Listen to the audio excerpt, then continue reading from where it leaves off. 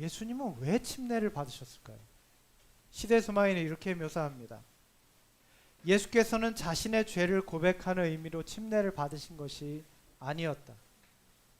그는 죄인과 같이 되셔서 우리가 걸어야 할 걸음을 걸으시고 우리가 하여야 할 일을 행하신 것뿐이다.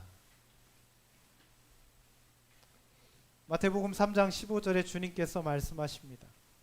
이제 허락하라.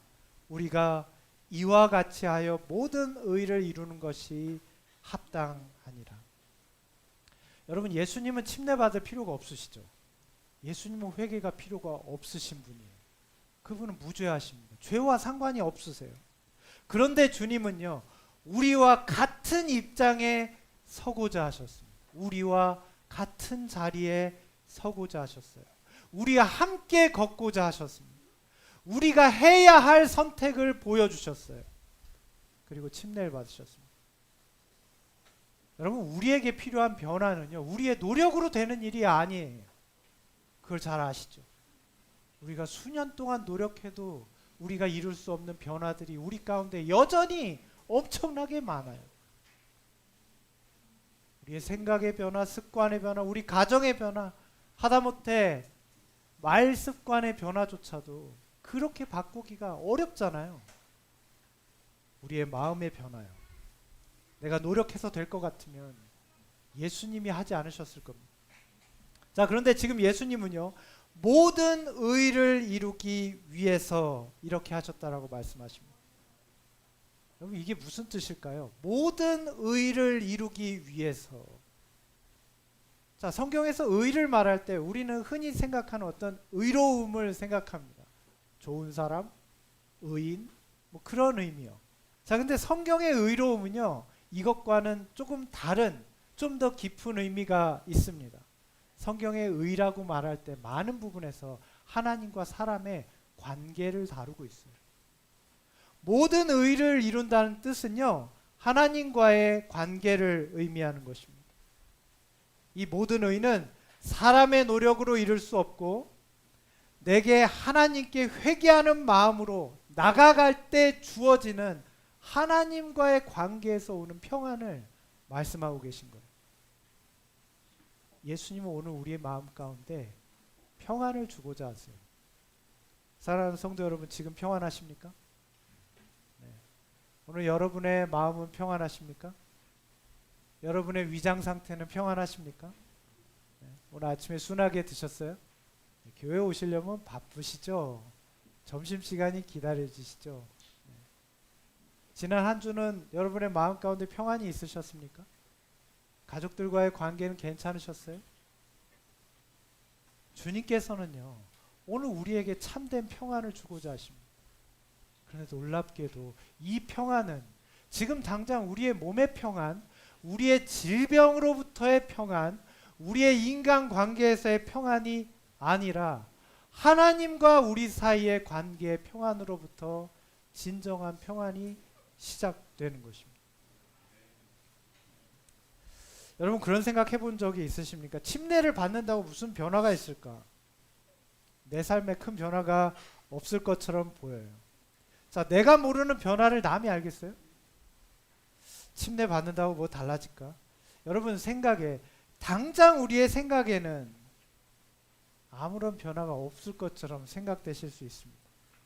근데 이 신앙 세계에서는요, 눈으로 보이는 변화가 당장은 없을 수 있어요.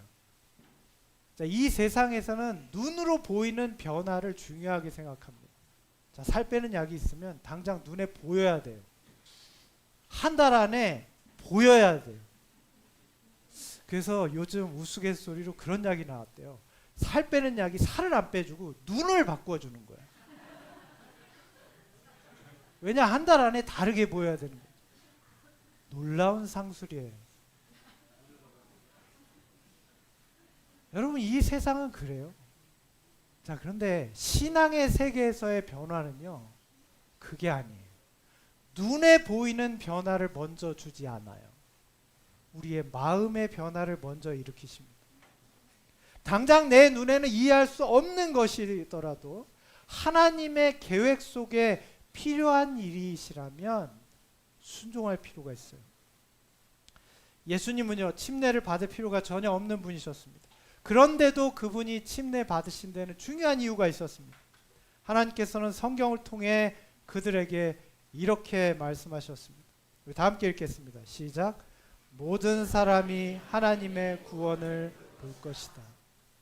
누가복음 3장 6절의 말씀입니다. 예수님은 모든 사람들이 하나님의 구원을 보게 되기를 간절히 원하셨습니다. 특별히 사람들의 삶의 현장에서 이런 구원이 실제로 나타나기를 갈망하셨습니다. 그래서 예수님은 회개의 현장에 나타나셨어요. 예수님 보여주시는 그 모습 자체가 인간에게 놀라운 구원의 한 장면이었어요. 하나님께서는 오늘 인간에게 어떤 일을 행하고자 하시는가를 예수님의 모습을 통해서 그대로 보여주고 계세요. 우리가 그 부분을 함께 좀 읽겠습니다. 마태복음 3장 16절 17절의 말씀입니다. 예수께서 침례를 받으시고 곧 물에서 올라오실새 하늘이 열리고 하나님의 성령이 비둘기같이 내려 자기 위에 임하심을 보시더니 하늘로부터 소리가 있어 말씀하시되. 우리 함께 읽겠습니다. 시작.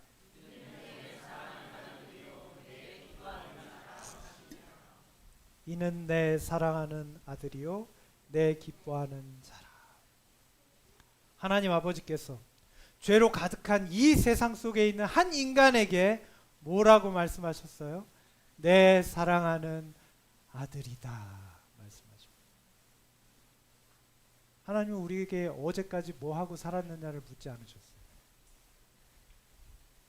우리 인생의 평가가 어떠한지에 대해서 묻지 않으십니다. 회개 현장에 나온 그에게 단지 그렇게 말씀하셨어요.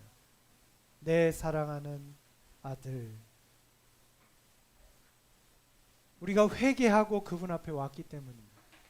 주님께서 그분의 모본으로 우리에게 보여주고 계세요. 평안이 있습니까? 평안이 밀려와요. 우리가 하나님의 아들이 될 때 진정한 평안이 옵니다. 그 가운데 이제 내가 하는 일은 뭐가 돼요?